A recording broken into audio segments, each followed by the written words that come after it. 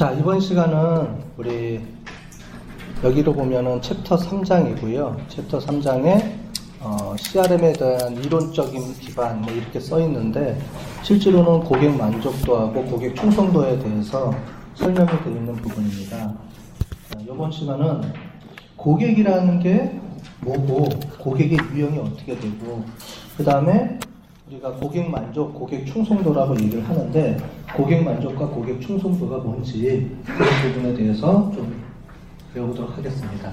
자, 여기 보시면 한문으로 고객이라고 되어 있죠. 한문으로 보시면 고자가 돌아볼 고입니다. 그 다음에 객이 손님 객이고요. 손님이고 돌아볼 고라는 게 뭘까요? 그러면은 이거를 영어로 치면 revisit, 그죠? 재방문하는 고객을 얘기합니다. 그러니까 어떻게 돼요? 우리한테 돌아오는 손님들을 얘기하는 거죠. 계속 방문하는 손님들을 우리가 고객이라고 얘기를 했습니다. 그 뒤에서도 보시면 일회성 고객이 있고요. 우리 연구 고객이 있고 여러 가지 고객에 대한 정의도 나와 있습니다. 그 부분을 한번 보시면 되고요. 존 에이커 아이린 회장 같은 분은 이제 고객은 왕이다, 신이다, 황제다, 왕이다, 신이다, 왕이다, 이렇게 얘기를 하잖아요. 그죠? 근데 이렇게 보시면 수요가 많을 때, 공급은 적고, 이럴 때는 어떻게 돼요? 사람들이 물건을 사려고 난리가 나죠? 그럴 때는 고객은 봉이 되는 거죠. 그죠? 이때는 고객에 대해서 별로 신경을 안 써도, 물건이 없어서 못 파는 경우니까 고객에 대해서 그렇게 큰 관심이 없었죠. 그죠? 그런데 수요와 공급이 일치하는 경우에는 고객은 소비자가 되는 거고요. 그죠? 일종의. 근데 공급이 더 많고 수요가 적을 때는 그때부터 이제 고객이 왕이 되는 개념으로 이제 넘어간다. 이렇게 보시면 되겠습니다. 근데 이걸 떠나서 우리가 현재 보시면 우리가 항상 기업이 잘 될 때도 있고 못 될 때도 있죠. 그죠? 안 될 때도 있기 때문에 항상 고객을 잘 관리하는 게 필요하다. 이렇게 보시면 되겠습니다. 그래서 고객이라는 게 뭐냐? 어떤 환경에 있느냐에 따라서 고객의 정의가 틀리죠. 그죠? 그래서 여러분들 우리 학교 같은 경우는 여기 보면 학교 같은 경우는 고객이 학생이 되고요. 그죠? 일반 기업체 같은 경우는 소비자가 되고 직장인들 같은 경우에는 이제 고용주가 되고 또 사장님이면 고객이 누가 돼요? 사장님이면 내부 고객이니까 직원들이 되겠죠. 이런 식으로 내가 어느 위치에 있느냐에 따라서 고객이 틀려진다는 거죠. 그죠? 병원은 환자고, 그죠? 그 다음에 남편은 고객이 아내죠? 별로 없나 보네.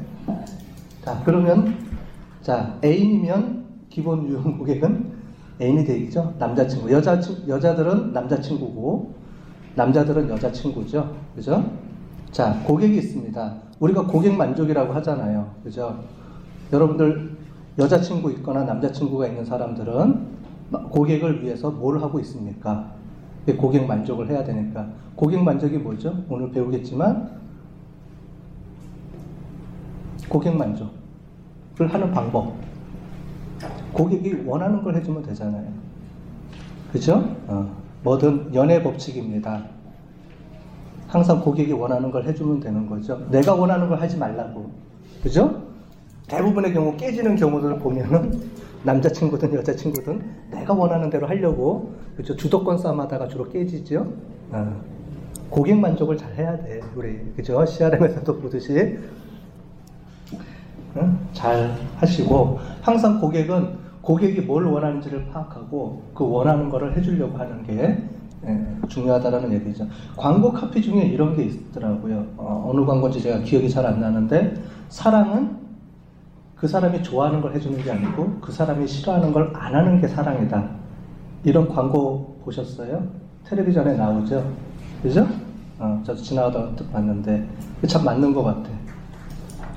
좋아하는 거는 해줘도 잘 기억이 안 남죠. 그런데 싫어하는 걸 딱 하게 되면 평생 원수가 되죠. 그죠?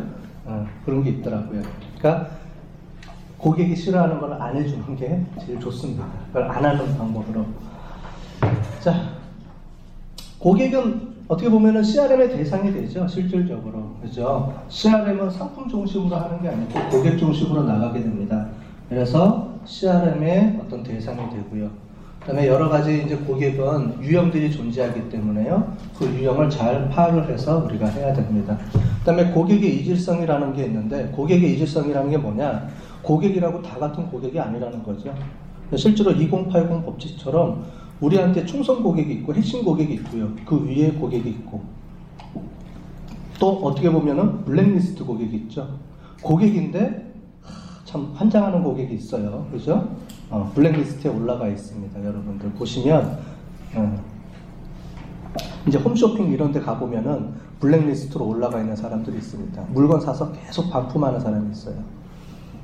실제로 그런 사람들은 블랙리스트에 다 올라가 있습니다. 그러니까 그 사람들은 어떻게 관리할 것이냐, 이것도 한 부분이에요. 그렇다고 우리 고객이 아니다라고 할 수도 없죠. 그죠? 너는 우리 고객 하지 마, 이렇게 할 수가 없잖아요. 그죠?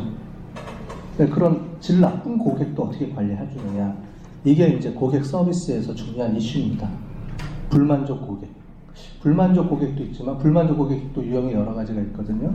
우리 제품이 안 좋아서 불만족한 고객도 있지만, 실제로 보면 어떤 그런 사람의 속성 때문에 좀 이제 블랙리스트로 올라가는 그런 사람들도 있습니다. 그런 사람들을 어떻게 관리하고 어떻게 처리해 줄 것이냐, 이게 중요하죠. 그러니까 여러분들이 고객 서비스 측면에서 고객 접점 관리할 때 그 얘기가 나오는데, 우리한테 물건을 샀는데 클레임이 들어온다. 그럴 때 A라는 사람이 클레임이 들어올 때와 일반 고객이 클레임이 들어올 때와 핵심 고객이 클레임이 들어올 때와 블랙리스트 사람이 클레임이 들어올 때에 대한 행동 요령이 틀리거든요. 근데 중요한 건 뭐냐? 이 고객이 무슨 고객인지 몰라, 대부분의 회사에서는. 그죠? 요즘은 다 관리를 하고 있습니다. 홈쇼핑 업체나 이런 데는 블랙리스트라는 게 있어가지고 이런 사람들이 전화 올 때는 어떻게 대처를 해야 되고 이런 게 다 나와 있어요. 근데 그렇지 못한 회사들 같은 경우에는 클레임이 들어온다 그러면은 로얄 핵심 고객이다. 그럼 어떻게 해야 돼요? 그 고객한테 만족을 시켜줘야 되죠. 그래야지 평생 고객을 우리가 계속 유지할 수 있잖아요. 그죠? 고객의 패턴에 따라서 틀려진다는 겁니다. 그러려면 어떻게 해야 돼요? 우리가 시스템상으로 어떤 컴플레인이나 이런 게 들어오면 이 고객이 누군지를 바로 시스템 상에서 확인을 해서 그 어떻게 대처를 할 것인지 이런 거를 우리가 확인을 해야 되는 거죠. 그런 부분들이 나중에 고객 접점 관리라는 부분에 들어갑니다. 협업 CRM이라고 우리가 부르는 고객 접점에서는 그런 내용을 어떻게 컨트롤하느냐, 이런 부분들도 우리가 다루거든요. 그렇게 보시면 되겠습니다.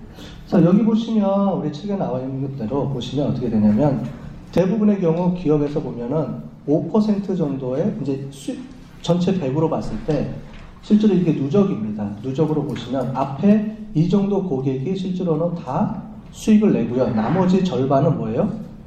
실제로는 수익을 내지 못하는 고객이에요, 오히려. 그런데 이 고객을 그러면 우리 고객이 아니다라고 고객으로 안 해야 되느냐, 고객으로 받지 않아야 되느냐, 그거는 안 되죠. 할 수 없죠, 그렇게는. 그러니까 실제로 보면 앞에 이 사람들에 의해서 실제로는 회사가 유지가 된다고 보시면 될 것 같아요. 마찬가지로 위에 있는 거를 좀 정리를 해보면 이렇게 표현을 할 수가 있고요. 그래서 고객을 어떻게 정의하느냐가 중요한데, 고객을 어떻게 카테고라이즈 시키고 어떻게 정리를 하느냐에 따라서 우리가 어떤 고객한테 어떻게 우리가 마케팅 활동을 하고 이렇게 하는지가 결정이 되기 때문에 고객을 분류하고 세그멘테이션 하는 게 중요합니다. 그랬을 때 실제로 뭐 여러 가지가 있겠지만, 뭐 내부 고객, 외부 고객 크게 따지면 이렇게 나눠볼 수도 있고요. 그 다음에 공공방 상에서의 위치에서 보면 이제 상류 고객, 하류 고객 이렇게 나오고 있습니다. 업스트림, 다운스트림이라는 말을 쓰거든요. 영어로는 업스트림, 다운스트림. 그래서 고객과 공급자도 우리가 고객이라고 봤죠. 그래서 우리한테 납품하는 업체도 옛날에는 납품하는 업체는 고객으로 안 보고 우리한테 종속된 사람들 이렇게 봤지만, 요즘은 납품하는 사람들도 다 우리 고객으로 봅니다. 그 사람들을 어떻게 잘 관리시키고 만족하게 시켜주는 거냐, 이런 부분들이 들어갑니다. 이건 조금 이따 보시고요. 그래서 조직 경계상의 위치에 보면은 내부 고객은 회사 내 고객들 보면 여러 가지가 있죠. 그 다음에 외부 고객은 이제 고객하고 사용자 이렇게 나눠지는 거죠. 보시면 되고, 뭐 고객과 사용자에 대한 구분도 이렇게 해놨으니까 한번 읽어보시고요.